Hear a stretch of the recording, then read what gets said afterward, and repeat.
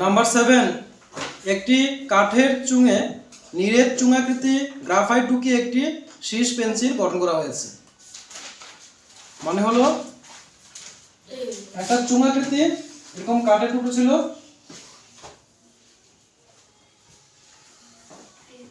এবং তার মাঝখানে বলেছে গ্রাফাইট ঢুকিয়ে একটা শীষ পেন্সিল তৈরি করা হয়েছে। মাঝখানে একটা শীষ পেন্সিল তৈরি করা হয়েছে। এটা হলো গ্রাফাইটটা, ভিতরটা হলো গ্রাফাইট, আর এই পুরোটা হলো কাঠের টুকরোটা। আবার দেখো এখানে কি কি দেওয়া আছে। এখানে বলেছে পেন্সিলের ব্যাস 7 মিমি। যে পেন্সিলটা আছে তার ব্যাস বলেছে কত? 7 মিমি। মিনস হলো এই জায়গাটা, এই সম্পূর্ণটা দিয়েছে 7 mm। আর দেওয়া আছে কি গ্রাফাইটের ব্যাস দেওয়া আছে 1 mm। দেখো গ্রাফাইট বলতে চাই না, এটা এই যে ছোটটা এটা দেওয়া আছে 1 mm, এগুলো তার ব্যাস। যেহেতু গ্রাফাইটের এবং কাঠের দুটোটারই ব্যাস দেওয়া আছে, তো ব্যাস দিয়ে তো অঙ্ক হয় না, কি বের করতে হয়? ব্যাসার্ধ। আর কি দেওয়া আছে এখানে, যে বলেছে যদি পেন্সিলের দৈর্ঘ্য 14 সেমি হয়, মিনস এই জায়গাটা পুরোটা, এই পুরোটা বলেছে 14 সেমি। এরকম হলে বলেছে তবে পেন্সিলে ব্যবহৃত কাঠ এবং গ্রাফাইটের আয়তন কত। ঠিক আছে, তো দেখো এখানে ডিফারেন্সটা কি দেখো, উচ্চতা দেওয়া আছে সেমিতে আর ব্যাসগুলো দেওয়া আছে এমএমে, মিমিতে। তো এইগুলি প্রথম চেঞ্জ করতে হয়। তো ফার্স্ট লিখো 7 দিয়েছে কার? পেন্সিলের। দেখো পেন্সিলের ব্যাস সমান সমান 7 mm। লিখো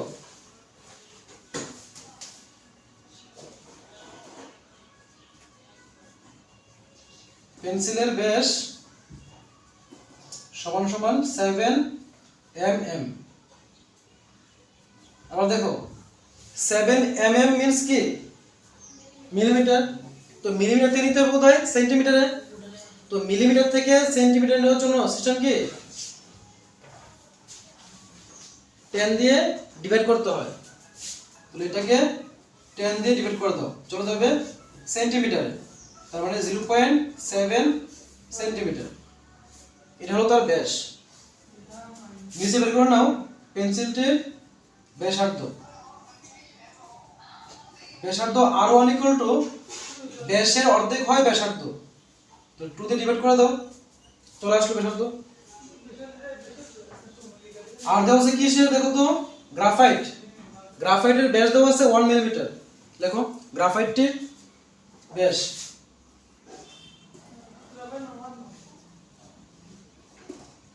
গ্রাফাইটটির ব্যাস ইকুয়াল টু 1 mm। সেম ভাবে এটাকে যদি আমরা 10 দিয়ে ডিভাইড করে দেই, চলে যাবে সেন্টিমিটারে। তার মানে কি 0.1 সেন্টিমিটার। এটা হলো ব্যাস। বের করতে হবে ব্যাসার্ধ। লিখো পেন্সিলটির ব্যাসার্ধ, গ্রাফাইটের ব্যাসার্ধ কত? R2 = 0.1/2 centimetre.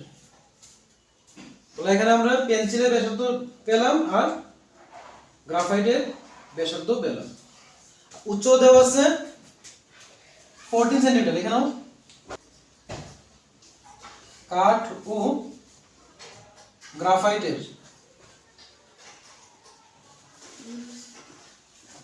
উচ্চতা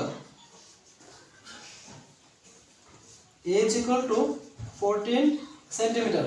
কারণ কি দেখো এটা তো সম্পূর্ণ কাঠটা, কাঠের উচ্চতা যা হয় সেই মাপের তো পেন্সিলটার ভিতরে থাকে, তাই না? গ্রাফাইটটা থাকে। তো কাঠ এবং গ্রাফাইট দুটোর উচ্চতা হলো 14 সেন্টিমিটার। তো এখানে বলেছে কাঠ এবং গ্রাফাইট দুটোর আয়তন বলেছে। ফার্স্ট লিখো গ্রাফাইটটির আয়তন। লিখো গ্রাফাইটটির আয়তন।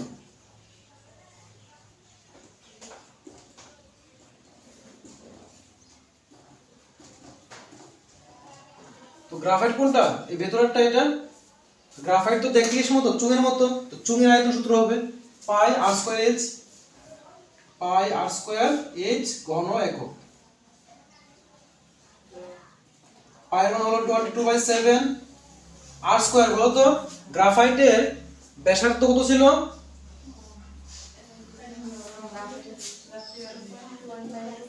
0.1/2, যেহেতু আর স্কয়ার আছে দুইবার হবে 0.1/2 ইনটু উচ্চতা হলো কি 14 সেন্টিমিটার কিউব ইকুয়াল টু, দেখো 7 দিয়ে কাটলে 7 2 * 14 আর 2 দিয়ে কাটলে 2 2 চলে যায়। নেক্সট 2 দিয়ে কাটলে 2 11 যে কত হয় 22, তো রইলো 11 ইনটু 0.1 ইনটু 0.1 সেমি কিউব। এখন দেখো 11 দিয়ে ইনটু বলে 11 1 যা 11, 11 1 যা 11, তো 11 ই হয়। আর পয়েন্ট দেখো 1 2 দুই ঘর আগে আছে, দুই ঘর আগে পয়েন্ট বসিয়ে দাও, এত সেমি কিউব। এটা হলো গ্রাফাইটের আয়তন। নেক্সট কাঠের পেন্সিলটির আয়তন বের করবে এখন, মানে বাইরের যে কাঠের আয়তনটা আছে বের করবে। দেখো কাঠের আয়তন, কাঠের আয়তন 0.00 কাঠের আয়তন দেখো, তো কাঠ সে তো চুঙের মতো দেখতে, তাই না? তার সূত্র সেম হবে পাই আর স্কয়ার। লক্ষ্য করো এই যে মেন আর স্কয়ারটা, এটা না বুঝতে পারবে না কিন্তু। আমি যখন কাঠের আর নেব, তো কাঠের আর বলতে বোঝানো হয় যেহেতু মাঝখানে দেখো পেন্সিলটা আছে, মানে গ্রাফাইটটা আছে এখানে মাঝখানে, তো তার যে সম্পূর্ণ ব্যাসার্ধ ওইটা কিন্তু নিতে পারবো না, কারণ কি মাঝখানে যে গ্রাফাইটটা আছে, গ্রাফাইটের যে ব্যাসার্ধটা ওটা বাদ দিতে হয়, তো মাঝখানে গ্রাফাইট আছে একটা। তাহলে সম্পূর্ণ কাঠেরটা ছিল কত? সম্পূর্ণ কাঠের R2 ধরেছিলাম আমরা, R2 না R1 ধরেছিলাম। দেখো কাঠেরটা কি ধরেছিলাম? কাঠ মানে যে পেন্সিলটা ছিল R1 ছিল, তো ওইটা তো বড় হয়, তো লিখে নাও ব্র্যাকেটে R1 স্কয়ার মাইনাস করব কাঠ থেকে যে ছোট মানে ভিতরে গ্রাফাইটেরটা, গ্রাফাইটে কি ধরেছিলাম R2 ধরেছিলাম, তাহলে R2 স্কয়ার ইনটু h ঘন একক। দেখো সূত্র কিন্তু আগেরটাই পাই আর স্কয়ার h, কিন্তু এখানে r এর মধ্যে কেন r1 square minus r2 square দিলাম? কারণ r1 হলো এই সম্পূর্ণটা, r2 হলো ভিতরটা, তাহলে সম্পূর্ণ থেকে যদি ভিতরটা বাদ দেই তাহলে বাকি অংশ থাকবে, এটা এই কারণে মাইনাস করে দিলাম। নেক্সট বসে দাও মান 22/7 ইনটু, এখন দেখো r1 এর মান কত ছিল রে? 0.7/2, তারপরে স্কয়ার আছে স্কয়ার দিয়ে দে, মাইনাস R2 ছিল কত 0.1/2 whole square bracket close into 14 centimetre cube equal to 22/7। Second bracket শুরু কর। এখন দেখো নিচে 2 স্কয়ার মানে কি 2 2 4, উপরে 7 স্কয়ার মানে কত হয় 7 7 49। এবার দেখো এখানে এক কর, তো ডাবল হয়ে যাবে 1 2, দুই গুণ আগে পয়েন্ট, মাইনাস নিচে হবে 4, উপরে 1 স্কয়ার তো 1 ই হয়,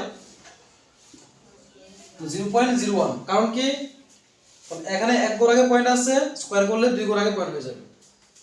next into 14 semi cube equal to 22/7 into, দেখো নিচে এলসিএম কত হয় 4 হয়, উপর হবে 0.49 মাইনাস 0.01 ইনটু 14 সেমি কিউব।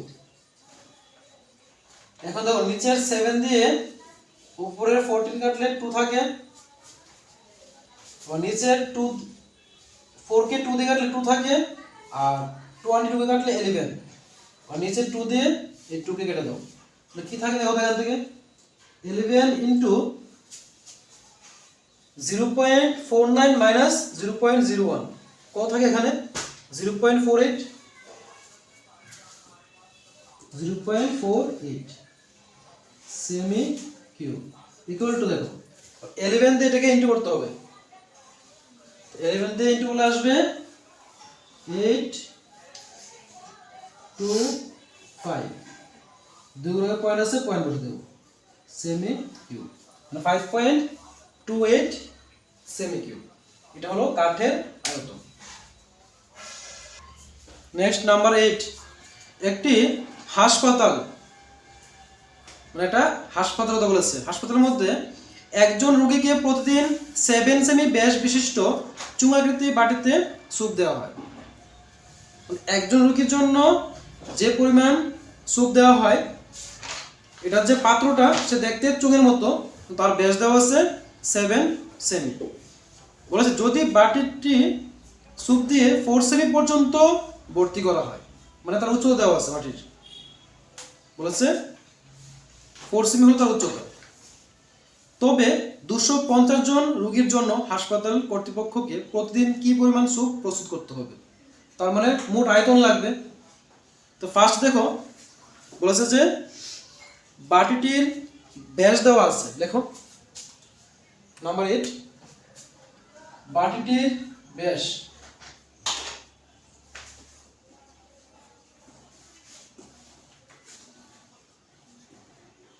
দেওয়া আছে 7 সেন্টিমিটার, ব্যাস হলো 7 সেন্টিমিটার।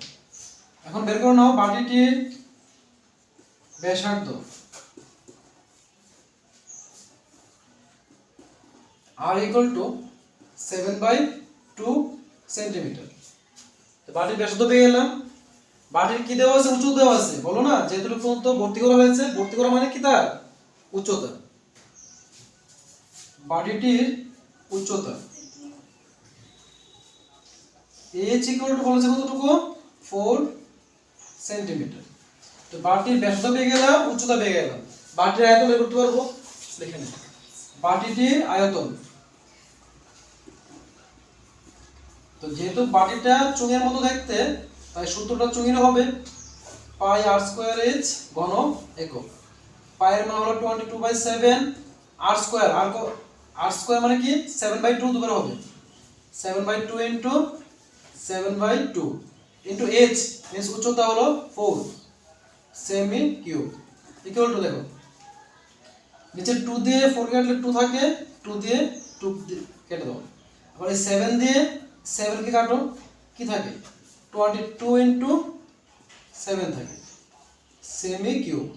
দেখো 7 2 are 14, 14 এ 4 লিখলে ক্যারি 1, 7 2 are 14 আর 1 প্লাস করলে হয় 15, 154 সেমি কিউব। এটা হলো একটা বাটির আয়তন। তাহলে এরকম কি বলেছে, একজন রোগীকে একটা বাটি দিয়ে স্যুপ দেওয়া হয়, এরকম 250 জন রোগী আছে। তো একজন রোগীর জন্য যদি এতটুকু পরিমাণ স্যুপের প্রয়োজন হয়, তো 250 জনের জন্য কত প্রয়োজন হবে? নিচে লিখবো একজন রোগীর জন্য স্যুপ প্রস্তুত করা হয়,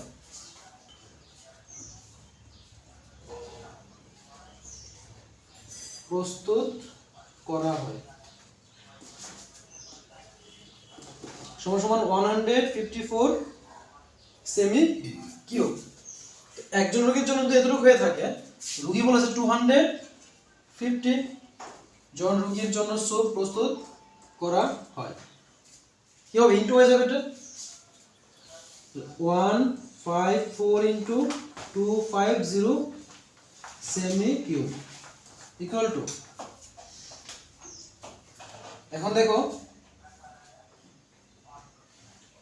এই যে জিরোর জিরো বসে দাও, কি থাকে 154, নিচে থাকে 25 ইনটু করে দাও, কত আসবে 5 4 are 20, 0 carry 2, 5 5 are 25, 25 আর 2 হয় 26 27 carry 2, 5 1 are 5 আর 2 প্লাস করলে 7 হয় into 4 2 are 8, 5 2 are 10 carry 1, 2 1 are 2 আর 1 এ 3, কত আসলো 0, এখানে হবে 5 8 3, তাই তো